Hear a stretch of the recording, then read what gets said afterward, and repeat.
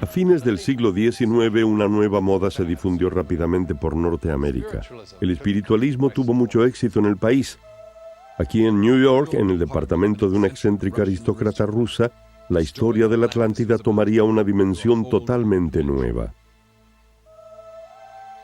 Elena Petrovna Blavatsky llegó a New York en 1873 sin un centavo después de recorrer el mundo durante varios años.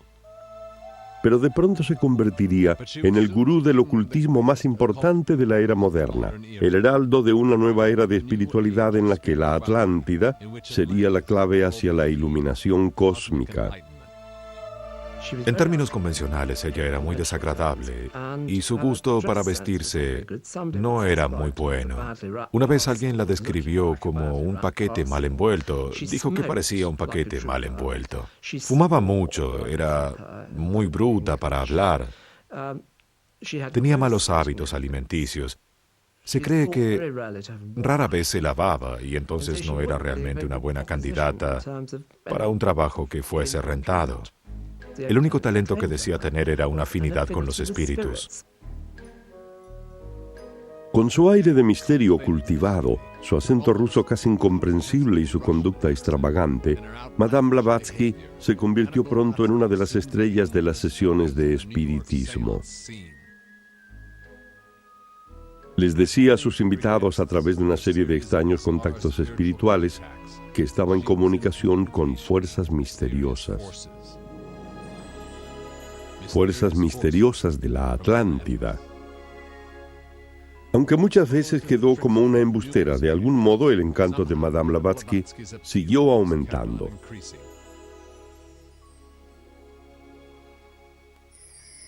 En poco tiempo, Madame Blavatsky llamó la atención del coronel Henry Olcott, antiguo miembro del comité que había investigado el asesinato del presidente Lincoln. Ambos se fueron a vivir juntos. Los llamaban Jack y Maloney, lo cual no sugiere una relación sexual, pero vivían juntos, probablemente como buenos amigos. Muy pronto comenzaron a aparecer cartas misteriosas por todo el departamento. Estaban escritas con su propia letra, y Blavatsky decía que se las habían dictado sus maestros cósmicos, que estaban ansiosos por informarle a Olcott acerca de su misión compartida. Los mensajes le decían que lo habían admitido en la orden secreta de estos maestros cósmicos, cuyos rangos incluían a maestros espirituales tan importantes como Cristo, Buda, Confucio, Salomón y Platón. Admiten a muy pocas personas dentro de esta sabiduría, y el conocimiento de la Atlántida es parte de ella, porque obviamente el continente de la Atlántida era el asentamiento original de estos maestros cósmicos, que venían de otra parte del universo para organizar la vida humana, o lo que sería luego la vida humana.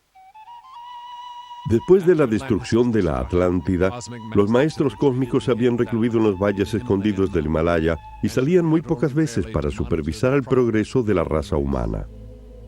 Blavatsky decía que se había encontrado por primera vez con estos maestros cósmicos cuando estuvo recorriendo el Tíbet unos años antes. Ahora, después de un aprendizaje de 20 años, los maestros cósmicos querían que ella diera inicio a una nueva era de iluminación espiritual con la ayuda de Olcott.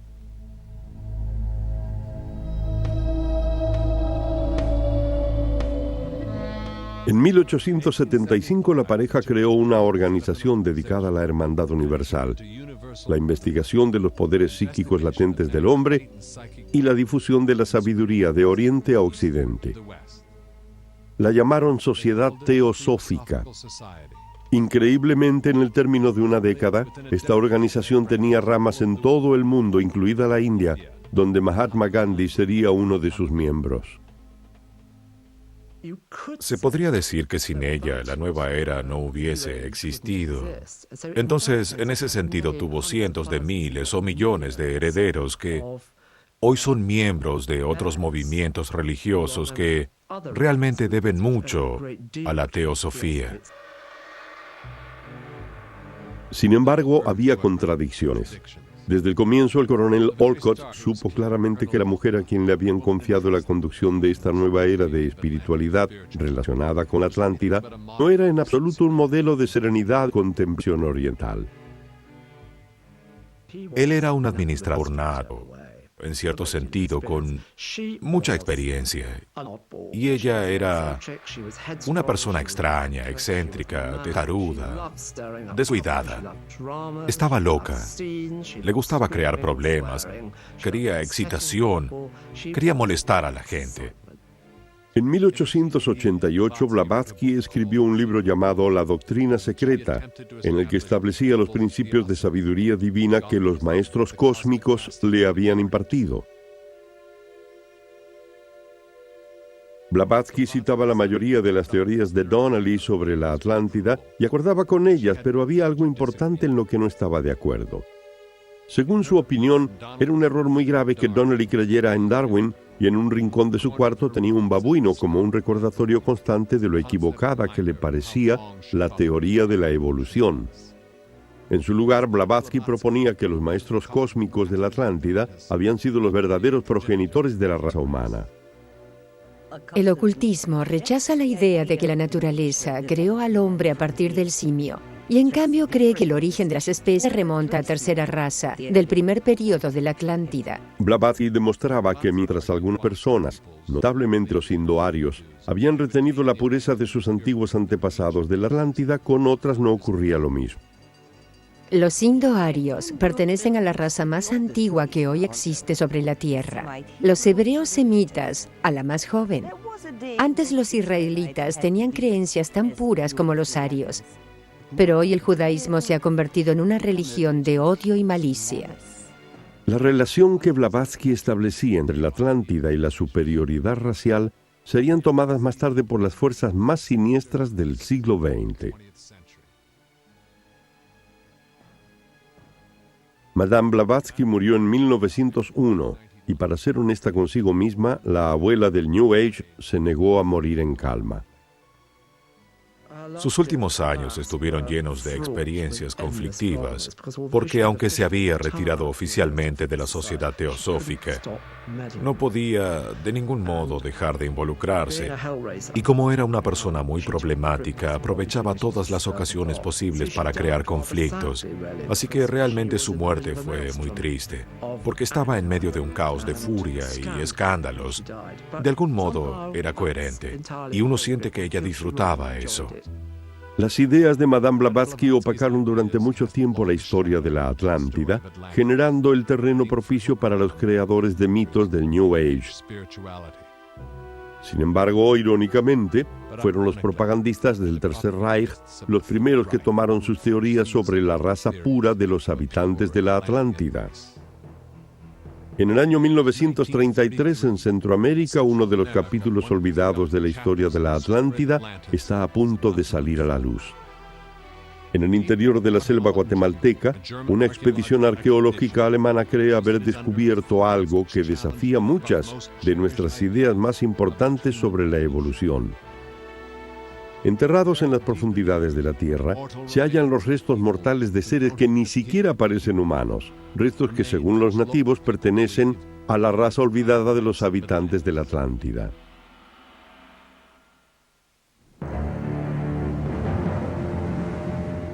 Desde que los nazis tomaron el poder en Alemania en 1933, inauguraron una serie de búsquedas de objetos y sitios fabulosos referidos a los mitos más antiguos de la humanidad. El Arca de la Alianza, el Santo Grial, la espada de Longino que cortó el costado del cuerpo de Cristo y el continente desaparecido de la Atlántida. Para Hitler, esos sitios y objetos eran la promesa de un conocimiento secreto y un poder sin límites. Si los nazis lograban hallarlos, sus ejércitos serían invencibles. Desde el castillo de Wewelsburg, el siniestro corazón del Tercer Reich, se enviaron misiones a todo el mundo.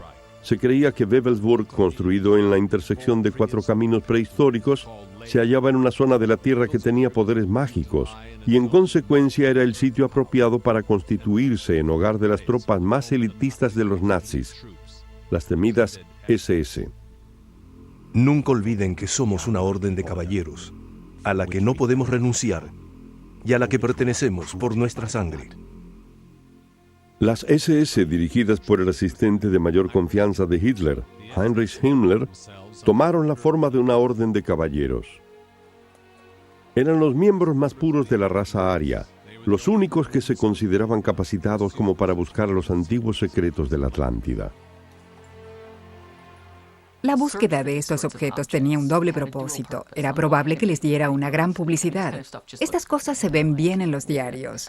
Los arqueólogos que buscan el arca o que hallan la espada de Longino y vienen para Berlín. Los arqueólogos estaban allí trabajando en equipos buscando este tipo de objetos. Ese es un elemento verídico en las películas de Spielberg. Había una gran preocupación dentro de la profesión porque pensaban que los arqueólogos alemanes se convertirían en el hazmerreír de sus colegas de todo el mundo. Por estas investigaciones que lindaban con la locura.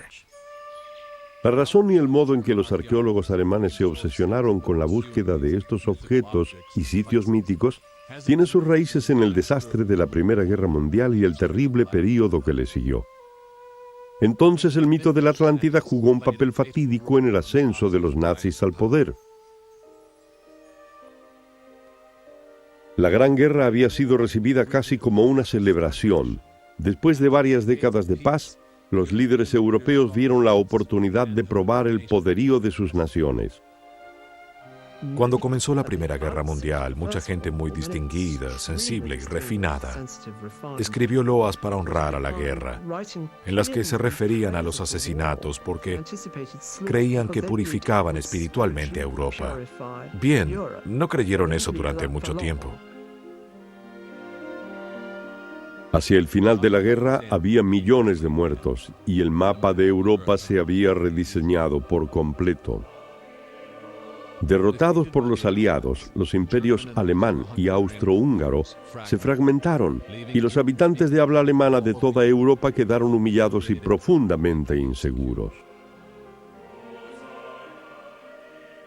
El desastre militar trajo desastre económico y Alemania se sumergió en el caos. Era un territorio inestable de hiperinflación y política extremista. Inseguros acerca de sí mismos y de su papel en el mundo, los alemanes se concentraron en la historia con la esperanza de hallar en el pasado lejano un modo de reinventarse a sí mismos en el presente. En la década del 20, Alemania era una nación que atravesaba una especie de crisis de identidad. Se sentía menospreciada y obviamente estaba en busca de un simbolismo que le permitiera sentirse mejor consigo misma. Básicamente era un tema de autoestima. La arqueología fue uno de los medios que intentaron los alemanes para crear una imagen de sí mismos de la que pudieran sentirse orgullosos.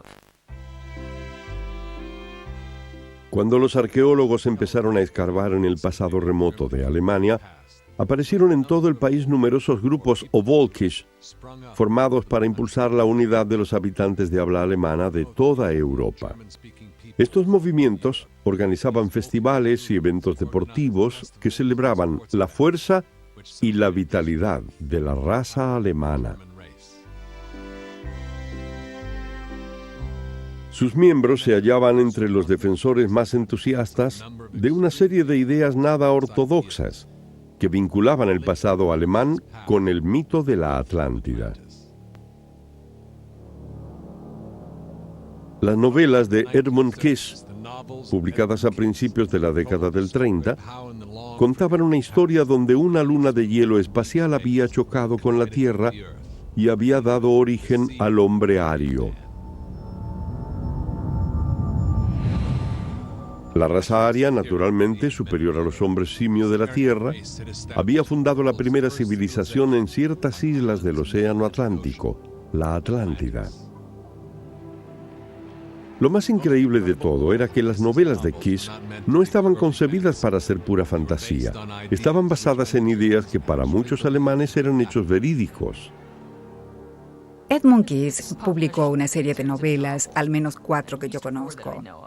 El mar brillante, la primavera en la Atlántida, la última reina de la Atlántida, y luego hay una especie de novela de la diáspora que habla de una migración final hacia Sudamérica. Y parece que fueron muy populares. Efectivamente, Himmler era un gran admirador de Kiss y Hitler. Creía que eran novelas históricas, aunque representaban por medio de una ficción lo que realmente había sucedido. La Atlántida de Kiss se parecía mucho a la de Platón, pero en lugar de un fantástico templo en el centro de la ciudad, Kiss había colocado una gran oficina de guerra, repitiendo los planes de los nazis para la reconstrucción de Berlín. Desde aquí, los líderes más puros y nobles de la Atlántida gobernaban un imperio que se extendió desde las primeras ciudades de Sudamérica hasta la clásica civilización griega. Como escribió Kiss, solo el tiempo dirá dónde están los límites de nuestro poder. Debemos construir una comunidad que les demuestre a todos los signos visibles de nuestra sangre nórdica, la blancura de nuestra piel, el color azul de nuestros ojos, la libertad de espíritu no contaminado por las supersticiones de la religión. Sin embargo, así como una luna de hielo espacial había traído a los habitantes de la Atlántida a la Tierra, muchas eras más tarde otra luna provocaría su fatídico destino al chocar con la Tierra y causaría la destrucción del continente. Kiss nos dice que los habitantes de la Atlántida regresaron al Ártico Norte en busca de seguridad en el hielo y la nieve que alguna vez había sido responsable de su origen. Lejos de las razas inferiores que podrían contaminar su ascendencia noble, los arios de la Atlántida rejuvenecieron, se purificaron por el ambiente helado del norte y aquí renacieron como alemanes, esperando el día en que surgiera un líder para hacer renacer una vez más el imperio ario de la Atlántida. Lo que a Hitler y a Himmler parecía gustarles más era la naturaleza cíclica de esta historia y el hecho de que las ideas de Kiss pudieran extenderse hasta el presente con el argumento de que Alemania estaba atravesando otra vez uno de estos periodos en que debía purificarse a sí misma, ponerse a prueba básicamente. Su superioridad y su pureza empezaban a verse comprometidas. Se necesita un líder para guiar al pueblo a través de este periodo oscuro. Hitler era ese líder. Desde el punto de vista de la propaganda, las novelas de Kiss eran extraordinarias. Las expediciones alemanas partieron hacia Centroamérica, donde en el interior de la selva guatemalteca empezaron a investigar las ruinas ocultas de la civilización maya.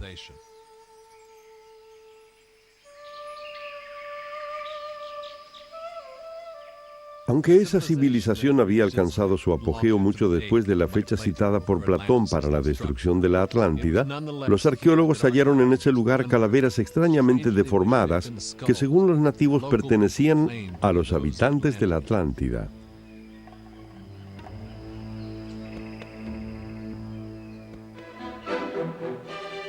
Este documental de esos hallazgos, titulado En busca de la Atlántida, se proyectó en 1933 en salas alemanas repletas de espectadores.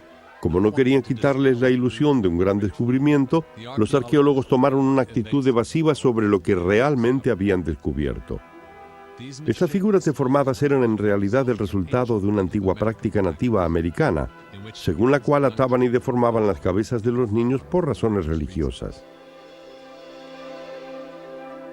Pero la obsesión del Tercer Reich con la Atlántida y otros mitos pudo más que calmar la avidez que tenía el público alemán por el misterio. En 1934, un año después de la filmación de este documental, Himmler formó la Ahnenerbe, una división especializada de la SS con miembros reclutados de algunas de las mejores universidades. Pero muchos de sus miembros no sabían que el objetivo de la Ahnenerbe era nada menos que la reinvención de la historia alemana. Los académicos y arqueólogos que se incorporaron a la Ahnenerbe descubrieron muy pronto que su líder era un explotador difícil y problemático. Tenía la costumbre de inspirarse a las 3 de la mañana a escribir un memo, averiguar por qué migraban las mariposas o los cuervos se reunían en los lugares de ejecución y enviaba esto a la unidad correspondiente. Imagínense que cuando llegaba un escrito de este tipo al escritorio de alguien, lo miraría y pensaría quién lo habría mandado, y si tenían suerte, se olvidaría del tema. Cuando se desató la guerra en 1939 y los ejércitos alemanes se esparcieron por toda Europa, los científicos de la Ahnenerbe seguían en su misión, usando la arqueología para alegar que los nazis no estaban conquistando territorios, sino simplemente reclamando tierras que alguna vez habían pertenecido a la raza aria. A medida que avanzaba la guerra, el mito de la Atlántida empezó a asumir un papel mucho más maligno. La tierra racialmente pura de la Atlántida se convirtió en el modelo de la nueva Alemania nazi.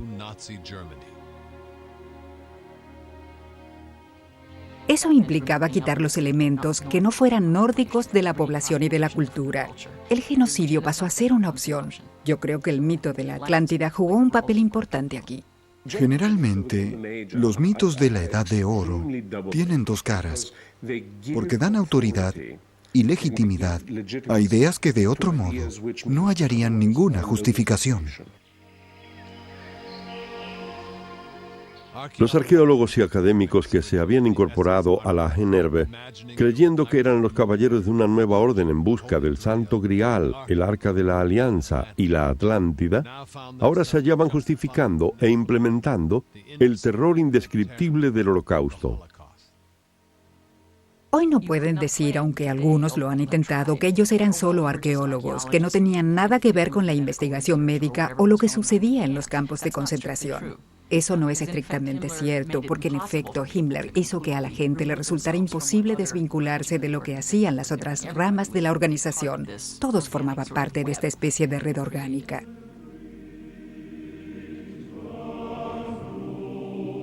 Al finalizar la guerra, el alcance total del Holocausto se volvió horrorosamente evidente. Himmler, el jefe de las SS, burló a su verdugo suicidándose, mientras sus empleados de menor categoría, los hombres de la Ahnenerbe, regresaron en silencio a la vida civil y volvieron a ser anónimos, olvidados y sin castigo. El mito de la Atlántida recorrió un círculo completo. Había dejado de ser la historia de un paraíso terrenal para convertirse en la ideología que subyacía detrás de una pesadilla genocida. La mayoría de los hombres de la Ahnenerbe eludieron el castigo por su papel en las atrocidades. Los arqueólogos que sobrevivieron a la guerra parecen haber hecho una buena limpieza de los archivos. La conexión de la Atlántida con el Tercer Reich se olvidó casi de inmediato. La propaganda nazi había utilizado el mito de la Atlántida como un intento mortal.